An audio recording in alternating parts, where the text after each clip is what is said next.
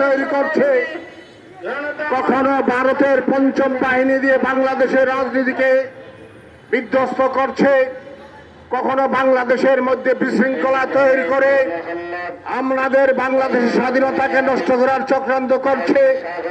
সেই ভারতের চক্রান্তেই আজ 24-এর আন্দোলন, 71-এর স্বাধীনতা যুদ্ধ হারিয়ে যাওয়ার পথে শেখ হাসিনা ভারতে বসে চক্রান্ত করছে।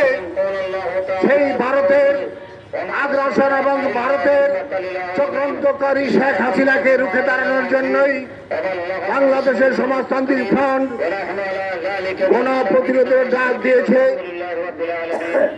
আপনারা জানেন, ক্ষুদ্র ক্ষুদ্র প্রতিরোধ বড় শক্তি অর্জন করে। আপনারা জানেন, স্বাধীনতা রক্ষা করার জন্য, সার্বভৌমত্বকে রক্ষা করার জন্য ক্ষুদ্র ক্ষুদ্র লড়াই করতে হবে। বন্ধুগণ, আজ আমাদের চারিদিকে ভারতে বসে বিশ্বাসঘাতক স্বৈরাচারী হাসিনা আমাদের জনগণকে আবার খুন করার জন্য হুমকি দিচ্ছে।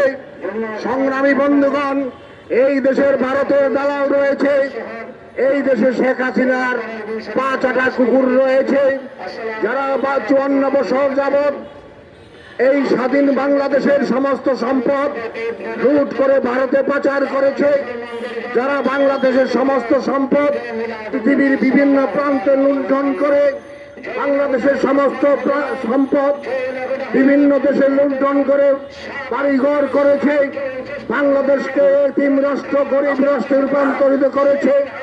সেই বাংলাদেশ স্বাধীনতা রক্ষা করার জন্য আজকে আমাদের এই গণপ্রতিরোধের ডাক।